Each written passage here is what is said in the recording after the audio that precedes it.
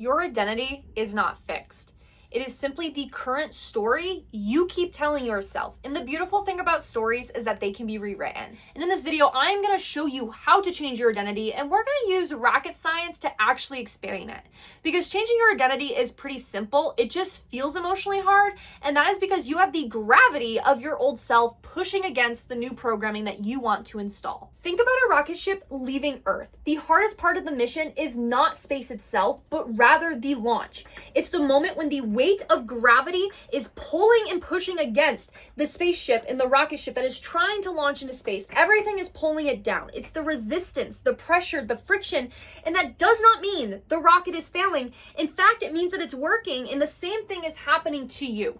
When you input a new belief system into your subconscious mind and you want to take off with that identity, now your unconscious part of your nervous system that is not familiar to that yet and it has not learned to feel safe and regulate itself, it is going to pull it back like a crab in a bucket in like 2-year-old world. And that is what Jesus actually talked about in Matthew 24, the parable, because your identity is a story. And when Jesus was telling his believers and his followers this story, he said that you're going to experience birthing pains, war, and famine, but all of these things must come before the end of the world.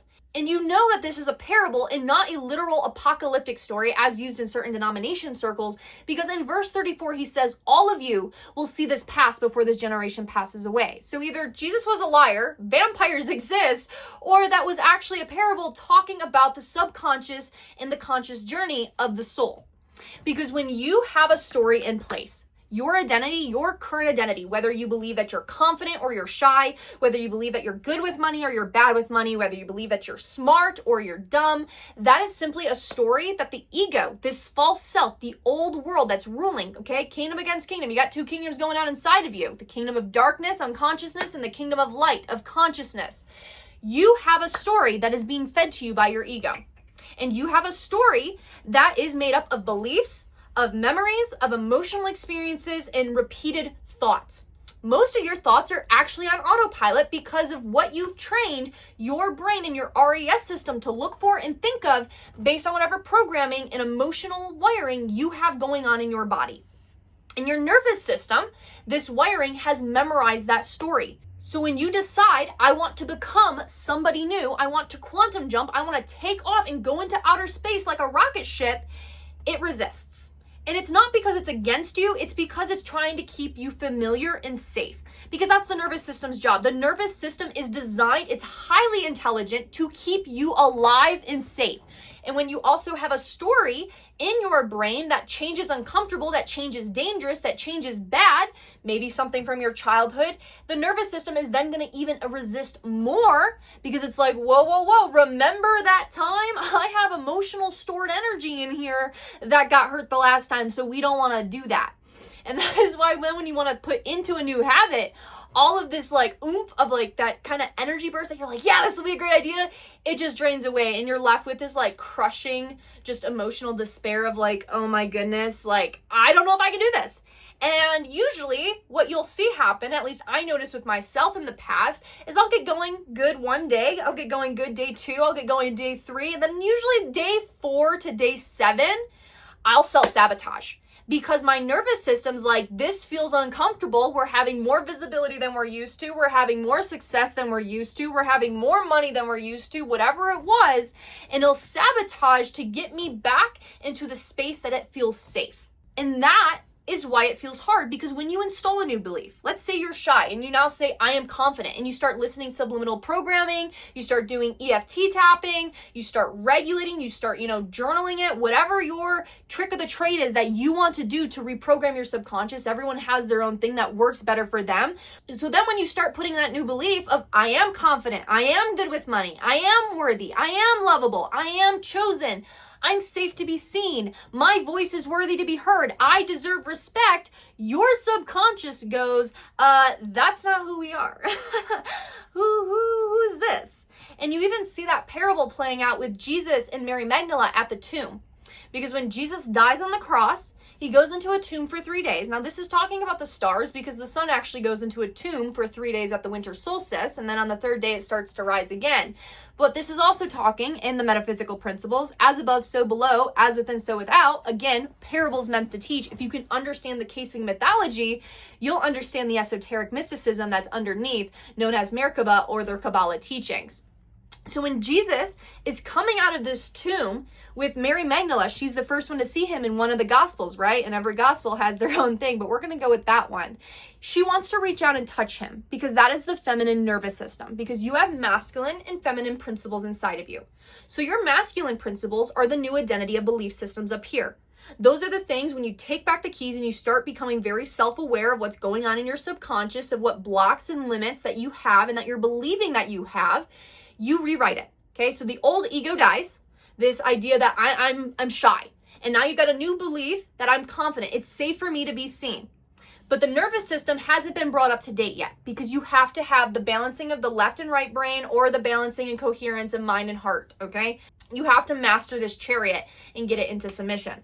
You know, put your body to death on the cross spiritual and human physical aspects. So when Mary's there, she reaches out to touch Jesus. The feminine nervous system reaches out to touch Jesus, but now this is a new Jesus. Okay, this is a new belief system that's been put into place. So he's like, whoa, you can't touch me.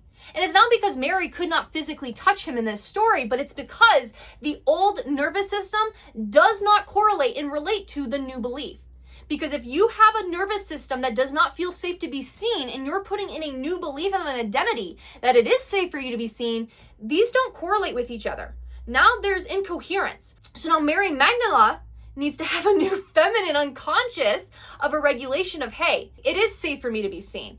And now there needs to be that regulation. And when the two then are in coherence, the master feminine and masculine, then a child is born, you know, holy father, masculine intellect, and feminine mother, then births Christ in you, your child. So when your subconscious tries to remind you and the nervous system goes, whoa, that's not who we are. I'm not safe being seen. I'm not confident. We're not confident. Who the heck do you think we are? It starts pulling up your old memories at times that it wasn't safe to be seen. It starts pulling up those old emotions of times that it didn't feel safe to be seen. And it starts pulling up old narratives on why it isn't safe to be seen. Because you're believing stories about yourself. You're believing stories as to why you're not lovable. You're believing stories as to why you don't have the life that you want. You're believing stories as to why you don't have the relationships that you want, why you can't have the amount of money, whatever story it is. And everybody has their own stories, whether it's, oh, well, that's just not for people like me, or, oh, they sold their soul to the devil to get rich, or whatever it is. And that, my friends, is the weight. That is the gravity pulling you back. And that is also why you have to have faith and have to see it up here. That's why Jesus taught in the parables, okay, the stories of Jesus that we have still today that did not get burned or buried by the church, of him saying, hey, believe you have received and ye shall receive by your faith, be it unto you, by your identity. Because you're going to have to walk in that identity and you're going to have to feel the uncomfortableness of a new thing. See, now that I am doing a new thing, Isaiah says, the spirit brings life, okay, but the body is just death. And you're going to have to learn to regulate and walk through that, because you're going to have that this doesn't feel real kind of feeling. But here's the truth. That feeling is not a sign to stop. It's a sign that you're leaving old territory. It's that birthing pains. It's literally the egoic death inside of you of an old identity dying, of everything of that old life falling away. So when things start shifting out here and people just magically leave your life and this job door shuts and this happens, that's because it's reflecting what's going on inside of here. So when things start falling apart out here, that means your identity is starting to shift in here. And that's actually a really good sign, even though it might not look good or it might not feel good in the moment. Because this takes us to then the dark valley. Even though I walk through the valley of death, I shall fear no evil. That's what the Bible says, right? Because it's telling you of the soul's journey. Because this is the part that not a lot of people talk about, and that's the in-between. Because there is an in-between between part A, identity A, and identity B. Every time you quantum jump, there is this space that you have to go between. And this is where you're no longer your old identity. So you don't feel like yourself, but you don't fully feel like the new one yet. And it will feel like doubt, like emotional waves, like confusion, like resistance. And this is what scripture calls the valley of the shadow of death. Or some people might call it the dark night of the soul, depending on whatever theology that you're reading through. And this is not a physical death. This is an identity death, the identity of who you thought you were. And in that place, it feels like everything in you is pushing back. Look at the book of Job. That's another story of the soul's consciousness of mapping its journey. Job, he had all of these false identities that, were kind of set up that he based his righteousness off of, his kids and his land and his stocks, and then everything was gone. And the only thing that was left was the wife. And people take this story out of context because they don't understand it's a spiritual story. But to stay on topic, the point is when she says curse God and die, that's not because she doesn't respect the divine. It's because the feminine can't be lied to. So she's saying whatever ideas you have up here that are false, that are limiting you from experiencing what life has for you, they need to be released. You need to let go of the old identities. You need to let go of the old emotions. You need to let go of the old feelings, the old memories, and you just need to let it go. Because everything will fall away. Everything will burn to the ground. Everything that is false will be shredded and ripped off of you. Because like sifting a sand in refinement, you have to be refined. You have to go on to perfection. That is why you're here on planet Earth. You're going through a soul's journey of consciousness. You're mapping, and you came here to learn to manipulate energy, to create a life that you love, and to learn your lessons of whatever soul contracts that you decided to choose. Of if I'm going to learn to not be a people pleaser, I'm going to learn to have more empathy, I'm going to learn this, I'm going to learn that. And so these challenges that you're now feeling is just the refinement of the soul. And in this place, it feels like everything in you is pushing back, that all of this gravity is trying to pull you back to earth, and it feels very unpainful. It literally feels like giving birth. Okay, now if you're a guy watching this, you'll never experience that. Congratulations. But if you're a woman watching this and you have given birth, especially unmedicated, you probably know how painful that feels. It literally feels painful in here. And I speak as somebody who has quantum jump now quite a few times, because the more you do it, the more it gets easier, like riding a bike. And you learn, even though in those moments of pain, to hold on fast and steady to see the light at the end of the tunnel. But there are times that I'll catch myself in that in-between, in that dark night of the soul, that valley of death, and I'll fear no evil. And the Lord, okay, the higher consciousness prepares that table in the presence of the enemies up here. So then even when the ego tries to onslaught me and kill, steal, and destroy that future, I'm like, no, I don't negotiate with the terrorists. I'm sorry. We're not doing this. No, because doubt's going to come up and say, hey, this is new information. We've never done this. Like, I don't think is this us? And you're gonna be like, yeah, go store that for new information, because that's who we are now. And you're going to have to sit there and be still. Be still, my soul. Be still and know that I am God, that all is well, and everything will slowly catch up to speed. I was actually talking to a friend a couple weeks ago about this, because we literally, I'm in between quantum jumping, and I went in like 180, and I noticed how quickly that new identity went on board. And I was like, whoa, I feel like I've like just turned into like my aunt, because I'm just like drinking energy drinks now. I don't drink coffee anymore. I'm like running and training for a marathon, and I hadn't ran for years. I'm doing this, like I'm a gym rat now, and I've never been like a muscle mommy like gym rat. Like, who am I? And I realized it's because I've identity jumped.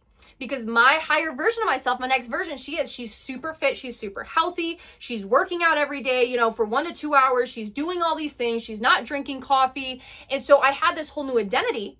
And as I start taking action, the next thing you know, it's like a 180 switch, and you're like, whoa, I'm living in the life that I was once manifesting or dreaming of. Because you need to act like the person that you become. Faith and works. Faith without works is dead. So if you believe something to be true, if you're walking that identity, then you're going to take action. And the next thing you know, it's like that aha moment of like, whoa, how did this get here? Like this whole life, like all these things. Because only what was never true is falling away in that moment. So anything that no longer aligns with that person that you want to become when you envision your higher self is going to fall away.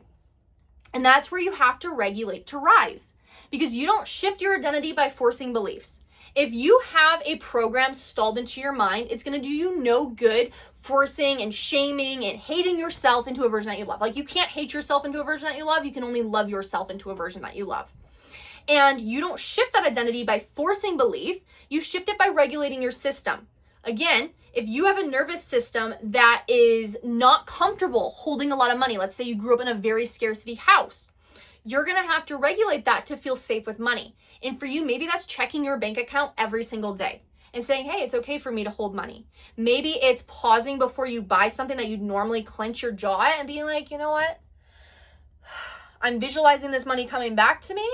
All is well. Every dollar I spend tenfold comes back. Thank you, life, for providing this so that way I can trade its value to gain value out of that item I'm about to buy.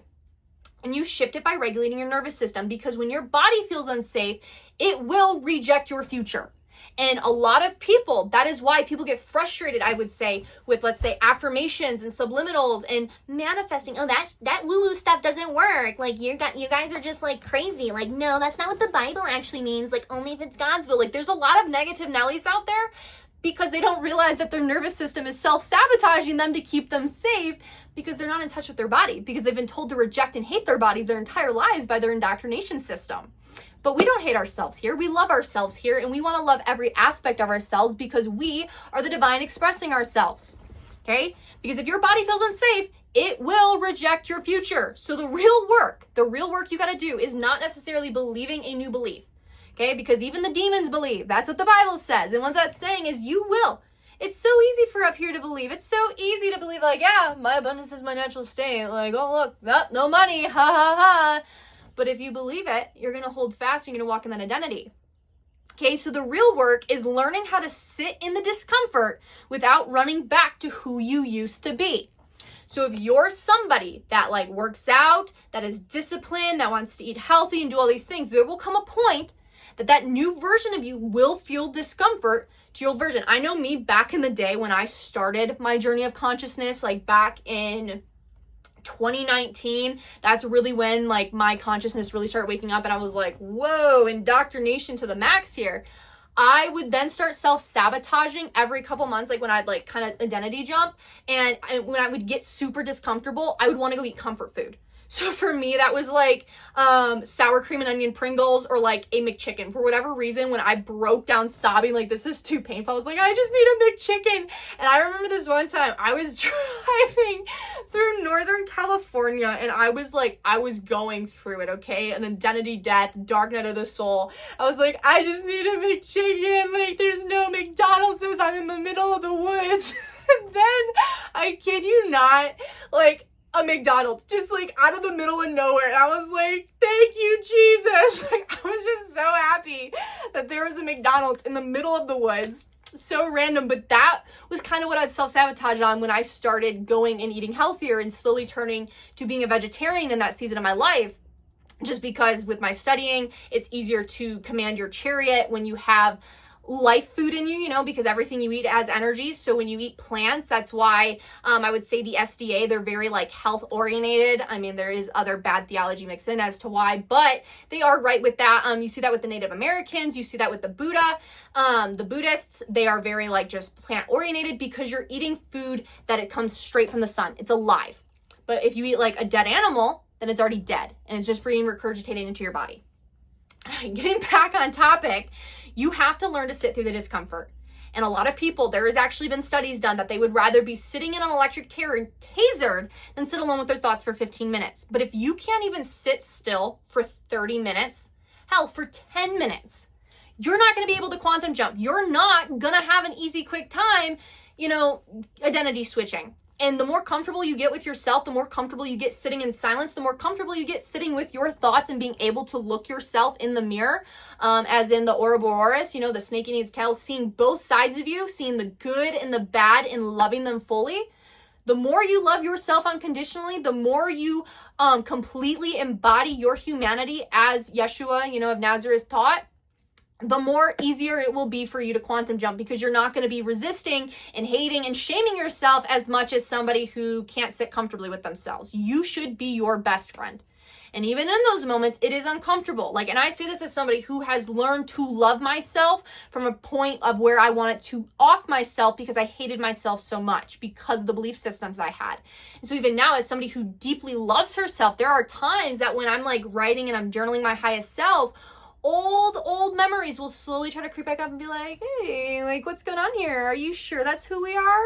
Are you sure? And I'll be like, yeah, we are. And it's a lot easier, but you still have those moments of discomfort of, why is this uncomfortable?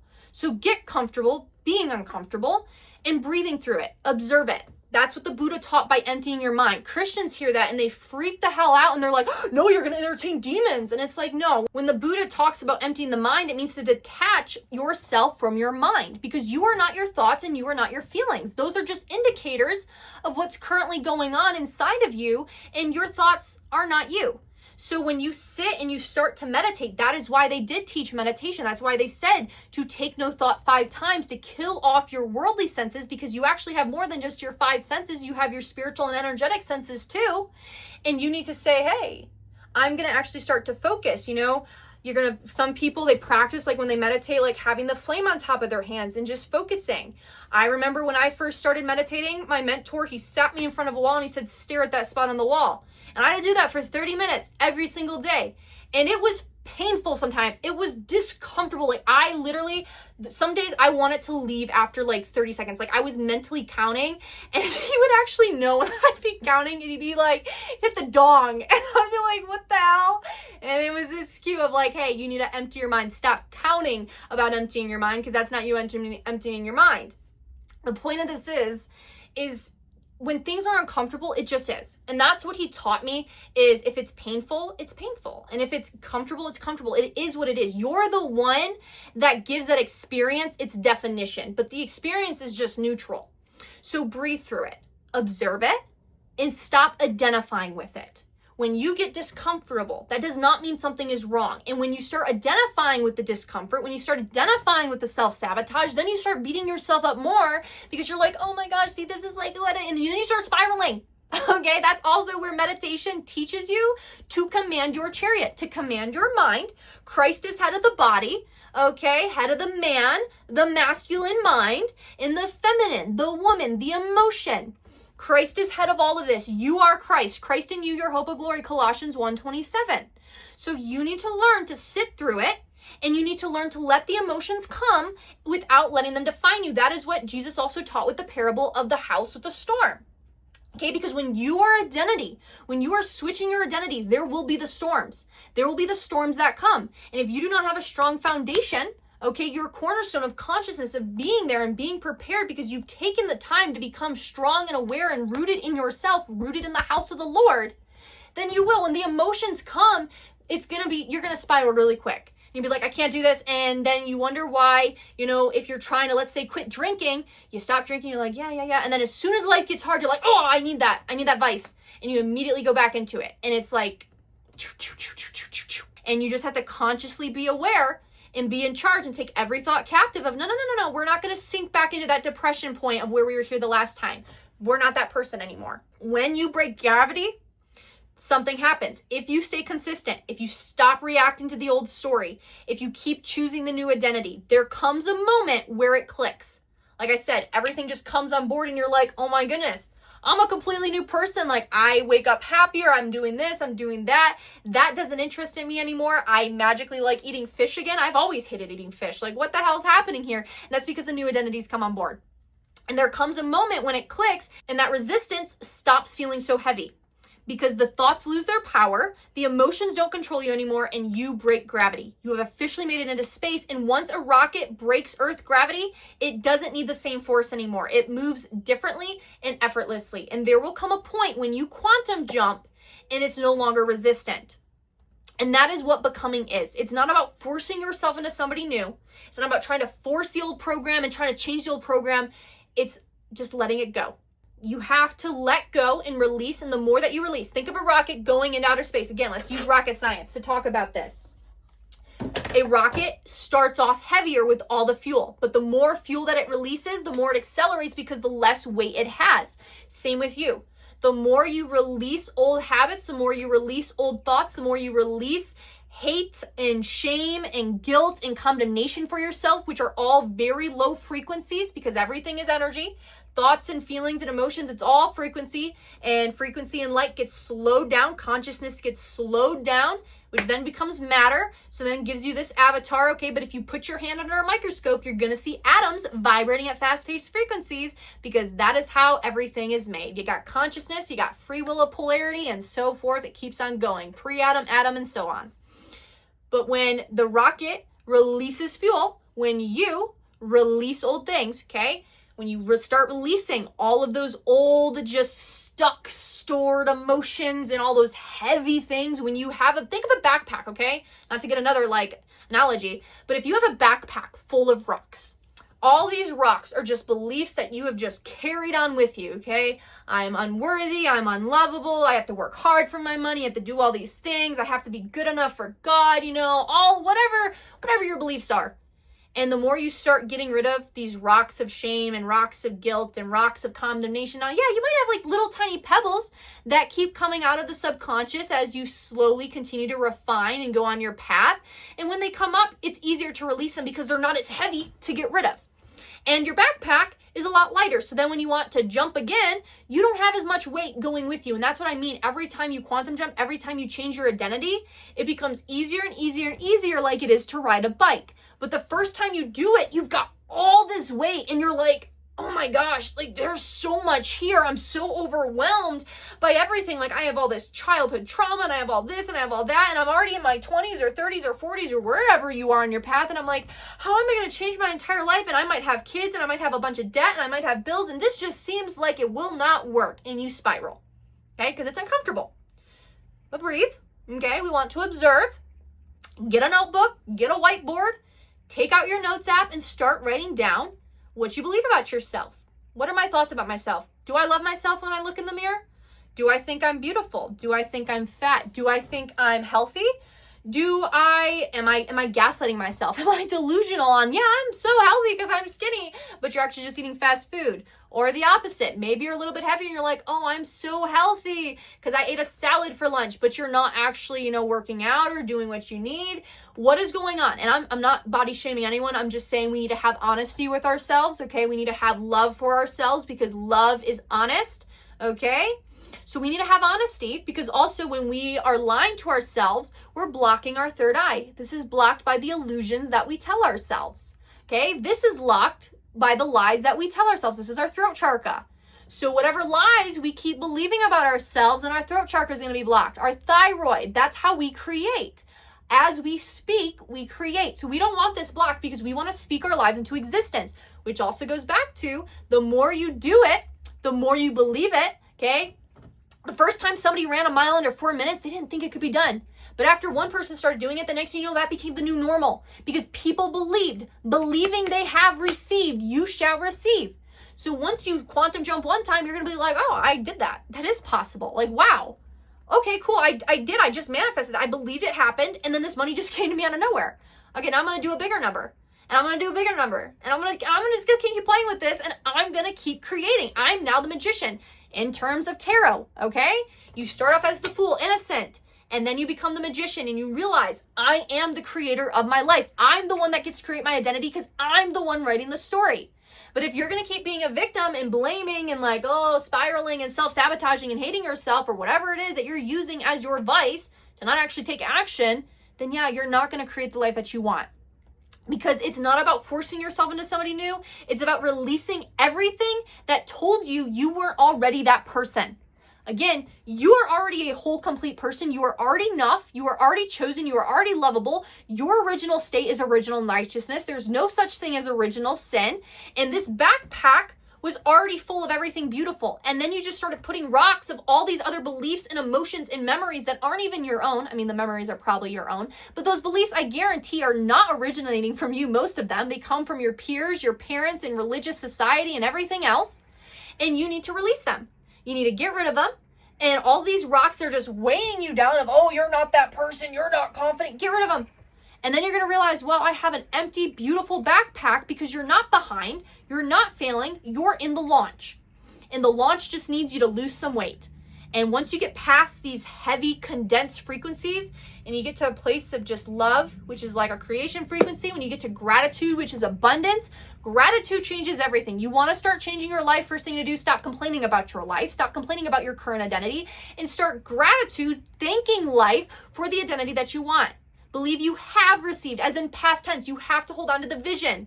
Okay, you have to assume the law of assumption, assume you already have it and believe that it's already yours and walk in that identity. Wow, thank you, life, so much for my beautiful house. Thank you for my beautiful family. Thank you for my bills that I'm just able to pay so abundantly. Like, I always have money for what I want and what I need. I always get what I want. Start speaking to the life that you want. And yes, it's loud and it's uncomfortable and it shakes everything inside of you the first time you launch like a rocket. It's gonna feel, when you first tell yourself and you look in that mirror, I love you, I'm proud of you, oh, it's gonna feel uncomfortable because the stories that you've been telling, you've been captive, okay? You've been in a stronghold in your mind of lies from Satan, that devil inside of you. Yeah, it's stealing your future. It's stealing who you actually are. It's trying to keep you stuck on earth so you can't bring heaven down to earth. Because that's the point of life, is to bring heaven down on earth, to create heaven on earth. But it doesn't want you going up into heaven, because that's where the good shit is. It wants you staying so low. It wants to weigh you down so much you're in fucking hell. It wants to keep you there. It wants to keep you stuck in suffering. But that's why would you want to continue to suffer? Why do you want to stay captive to suffering? If you're watching this video, it's probably because you don't. And even though you're uncomfortable, I'm proud of you, because that means you're having the courage to do hard things. You're having the courage to say, you know what? I am done. And that's exactly it. You need to have that moment that you're like, I'm done tolerating this, because you only accept what you believe you deserve. So if you believe that you deserve breadcrumbs in a relationship, then that's what you're going to keep accepting. But if you say, no, I deserve a full course meal and I'm going to make sure I give myself that meal before I accept anybody else's full course meal, now you set the bar higher for yourself. And whatever you believe, as a man thinketh, so is he. If you believe you can or you believe you can't, you are absolutely right. You need to have a point where you're like, I'm done with this old story. I don't want to keep reading this story. I'm done. I've read this story for the past 10 years of my life, and it's time to move on. It's time to go read a new story where I'm the victor, where I'm the hero. I'm done sitting like Rapunzel up in a tower. Woe is me. I'm just waiting for somebody to come and save me and change my life for me. No. I'm going to go do it because I've been given the power to do that. I am the author of my life. You are the author of your life. Okay? So go and change your story. And it's going to feel uncomfortable. You're going to have to go through that breaking point and that valley of death of I don't know. That's why every single character goes into the dark woods. If you've ever read Grimm's fairy tales, this innocent soul, okay, the fool, starts going on its journey and it goes into the black woods, the dark woods, because it's this place of unknowing, this place of confusion. The Israelites, they went into the wilderness, this place of confusion. Every single story follows the same archetypes because it's always telling about the story inside of you. You're going to go through this place of confusion, this identity loss, because everything that is false needs to fall away. And there's going to come a point where like, I am completely lost. I don't know who I am. And when you pause, that's usually when you get your sign and answer. That's usually when the test or the challenge or the trial comes to say, hey, okay, so you said that you're a confident person, that you're no longer a people pleaser. Now here comes the dragon. Here comes your mother who you always say yes to. Here comes this friend that you always bend over backwards to. Here comes this work of a coworker that always asks you to take their extra shift. Are you going to say yes like you normally do? Because that's who you are, right? And it's going to try to deceive you. And you're going to have to say, no, that's not my old identity, okay? I'm in a new identity. I'm no longer a people pleaser. Hey, I'm sorry, Kathy. I'm not going to be able to come watch your dog anymore. Hey, sorry, no, I'm not actually watching your kids for free. Hey, actually, I like having my Saturdays to myself. That's your shift. You get to take care of it. And guess what? You might be seen as a villain, but that's okay. Wash your hands of it. As long as you walk in love and honesty, you're not emotionally responsible for those people's emotions. They are their own person and they have to be responsible for themselves. But you will have that test of a dragon. And once you leave that wilderness, then what happens? Usually that boy who's going to look and do this challenge, he becomes the king. Because you slowly keep following the path of the tarot cards, following the path of the people in the Bible, following the path of the fairy tales, and every single soul goes through this journey before they become the king of the inheritance of the kingdom of righteousness. But you have to be willing to take that path, and you have to be willing to say, you know what? I'm going to actually do the shadow work. I'm going to do the groundwork. I'm going to say, okay, I'm done being that person. And I'm going to be okay with being uncomfortable. I'm going to look at my emotions. I'm going to look at my thoughts, and I'm going to know that they don't define me, and they're only defining me because I'm allowing them to be defining me. These voices in my head of, oh, that friend's going to make fun of me or that person's going to think I'm cringe, I guarantee they're not actually paying attention. It's just the voice that the ego's masking itself as trying to deceive me. So the question is, who do you want to be? And why are you holding yourself back from becoming that person? Why are you allowing your emotions and your thoughts to sabotage you? And where have you not yet learned to fully regulate in yourself that it is safe to be that person? Do you need to do some EFT tapping? Okay, EFT tapping with Brad, great one. High frequency guru, great channel for subliminals. If you like listening to those, I like meditating with those. I like listening to rant pages in the morning. I'm not listening to music that's talking bad and depressing because I don't want to be sad and depressed. I'm listening to things that are positive because your diet, which creates your identity, whatever you're programming, we live in a beautiful world full of programming based on our ads, our phones, our TVs. Everything is curated to programming and keeping you in this bubble, keeping you in this self-sabotage rat race bubble. But once you take a step back and you actually start watching and you start actually becoming conscious of what's going on up here, now you become the master of your mind and you're no longer a slave mind. And that means you take back the keys and you take back the paintbrush into creating a life that you love.